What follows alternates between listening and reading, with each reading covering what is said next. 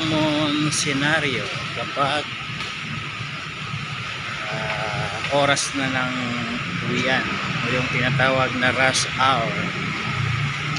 So maraming taong naglalakad at yung mga sasakyan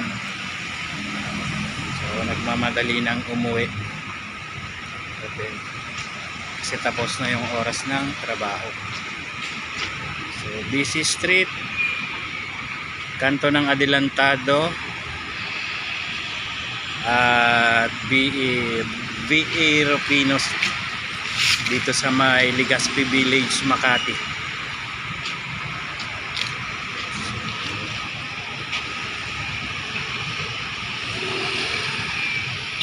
Yung pong area na yan ay Amorsolo Street na. Ito yung VE Rufino Street, former Herrera Street, ngayon ay VE Rufino na. Ayan, hindi naman masyadong matraffic ngayon, hindi kagaya ng mga nakaraang araw na grabe, may nagbanggaan pa dito sa kanto na to.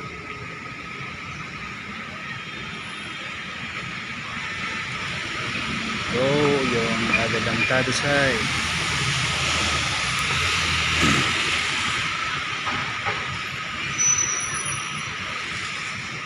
So, maganda na rito kasi may mga timer na yung mga stoplight nila. So alam mo na kung kailan maggugo o kailan mag-i-stop. Pati yung mga pedestrian lane saka lights ay meron ng mga timer. So ayan, share ko lang yung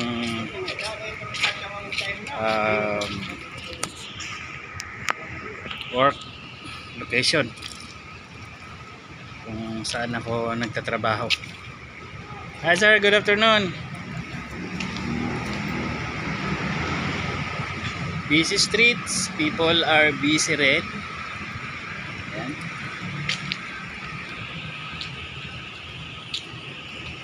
Ayan, shout out sa Team Lintik. Maraming salamat sa palaging pagsuporta kay Ma'am Lynn, especially sa kanya kasi siya yung head ng Team Lintik. Yan, mega shout out, mega loud shout out sa Team Lintik at sa lahat ng mga subscribers and non-subscribers. Ayan lang guys, sana magustuhan nyo itong aking i-share. Maraming salamat at God bless.